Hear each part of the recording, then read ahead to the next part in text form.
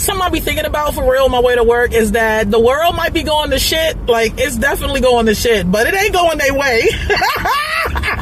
The world might be going to shit, but it ain't going their way, okay? So if I can't have the world of love and joy and peace that we all deserve, then you can't have that shit you want either, okay? You get a new third thing, bitch. A new third thing. It ain't going your way.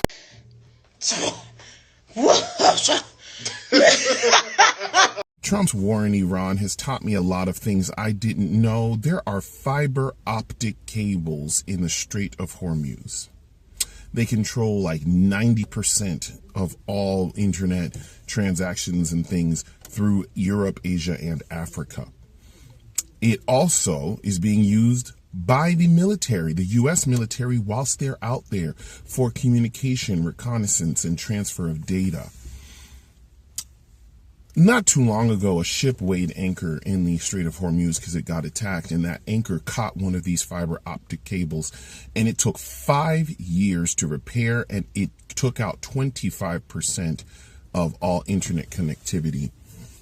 And that was just one of the cables. So it's not just oil fields and oil infrastructure that Iran could go after. If the United States messed up enough, Iran could literally send Asia, Europe, and Africa back into the Stone Age, metaphorically, because they could just take out the internet. This was not the war to fight.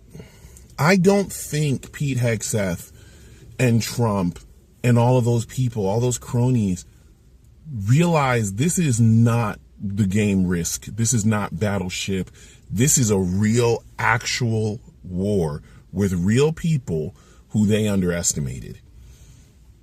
This is interesting. I'm glad I know about this, and I'm actually just like, boy, if Iran really wanted to mess things up, they have so many options. So I guess that 48-hour, deadline is probably not going to be met because Iran could literally take out all the internet and communication abilities of the military out there. Y'all have a good day.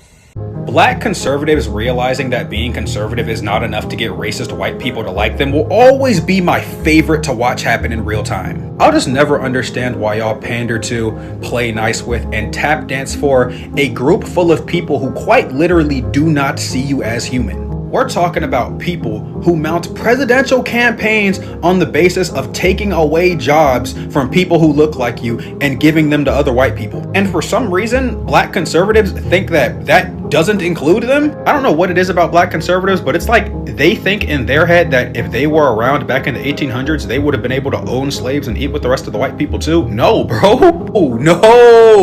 No, that is not how that shit works. I wish you would try that shit back then. They would have your little crispy black audacious ass in chains and shackles so fucking fast. It's a little pathetic actually to observe and study how they think. It kind of reminds me of Myron from Fresh and Fit. All he does is platform bigots. All he does is platform people who speak ill of minorities. He seems to think that the racists will just exclude him from the group of people that they hate that he actually belongs to. All you can do is pray for dumbasses like that. For all of y'all that are supporting this Luigi Mannione and what he did, y'all are weird. You're promoting violence in this country. I don't want to live in an America where an innocent person can be unalived on their way to work. In a school, yes. In their place of worship, yes. In the hospital, yes. In their home that they paid for, where they should feel safe, absolutely. In their car, by the police, 100%. But walking down the street, yes. But if they're a CEO walking down the street, there's going to be a day where that man is no longer amongst the living anymore, and that day will be the celebration of all celebrations. In fact, they might turn it into a national holiday, okay?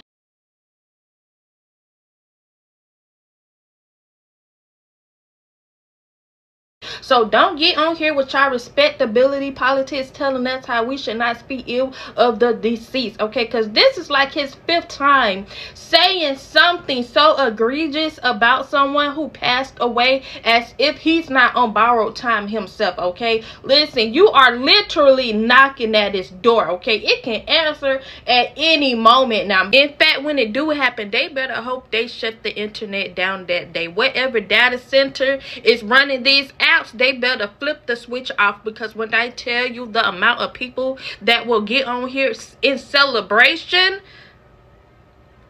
like I said, don't get on here with y'all respectability politics, okay? Because I promise you, the day that it happens,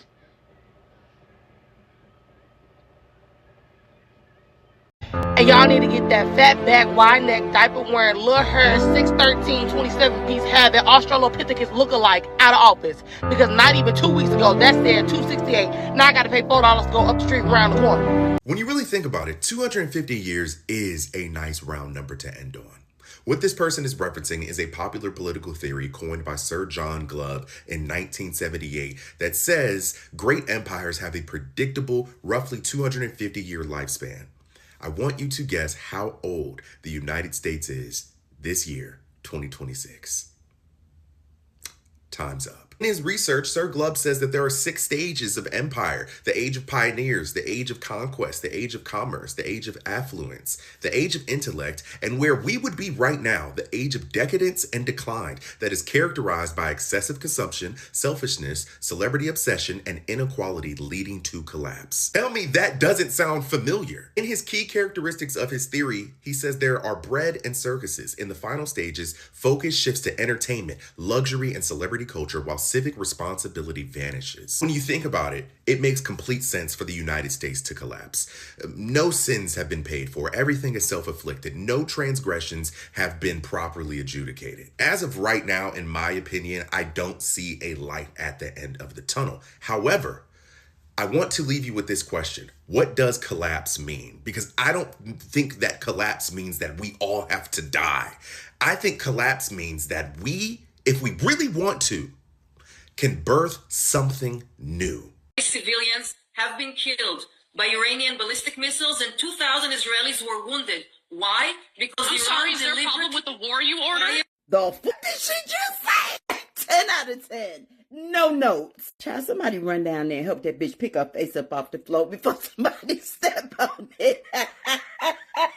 Nobody, and I do mean absolutely nobody, would be dying right now if we had a president that was worth a damn. If America and all of its occupants had not been sold to Is Not Real, the highest bidder, if you will. If we weren't a third world country right now. You don't get to start a war and then determine the rules of engagement. Doesn't work that way. You wanted this. You helped steal the office to get this. We have no fucking allies right now, thanks to this fuck-ass administration. Pretty much everybody that used to be our ally is now waiting to be tagged in by Iran. There is no honor amongst thieves, murderers, racists, and pedophiles. And we're all paying the price for that. It is not real. I bet you wish you would have kept that stone in your pocket now, don't you? Okay. Good tea. Good tea.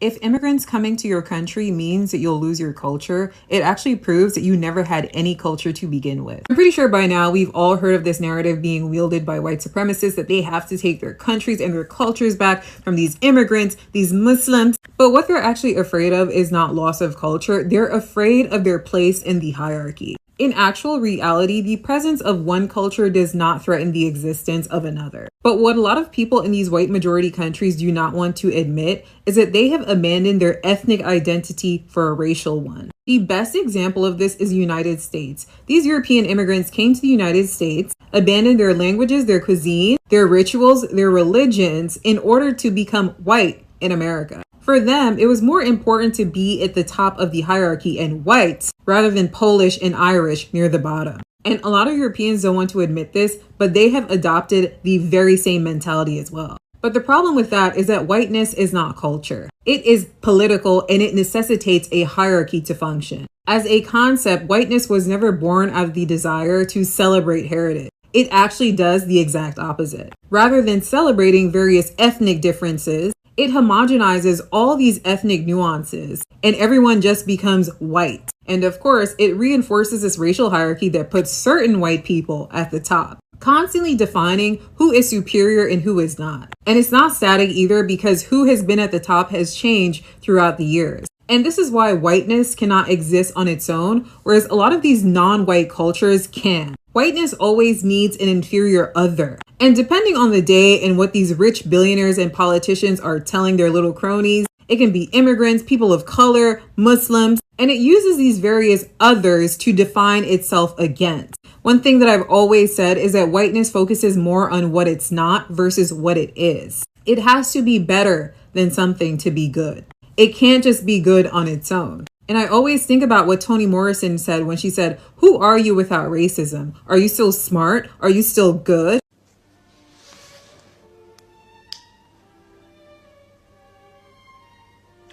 No.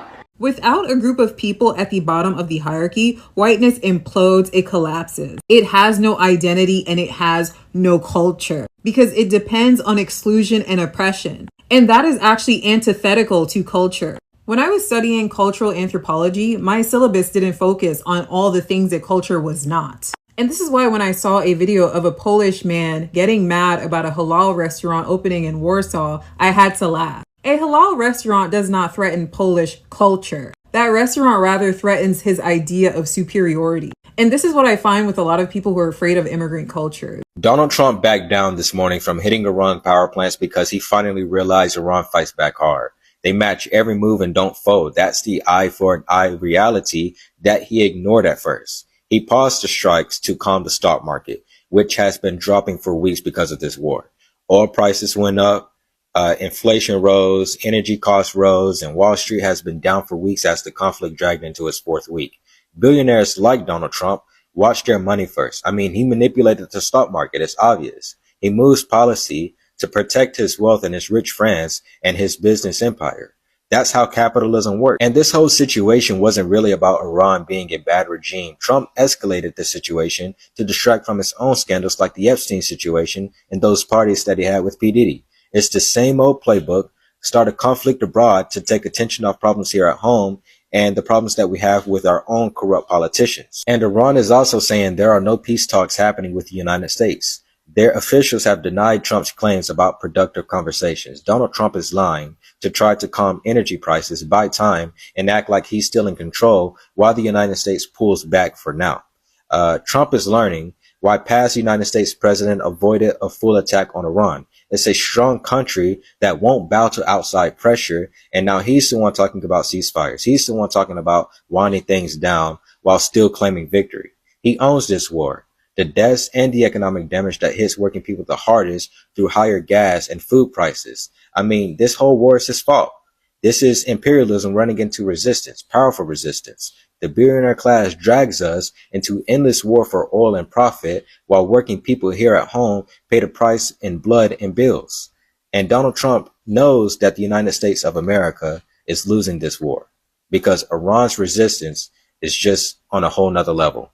Not the official NBC channel on TikTok merging two clips. One is a reporter asking a question, and the second is Netanyahu. Clearly, two different clips.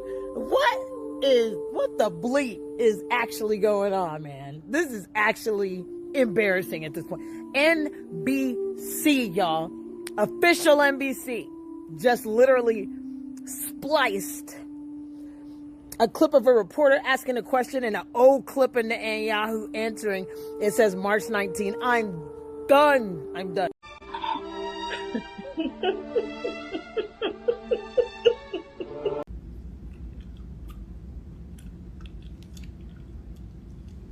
Confuse the enemy. Yep.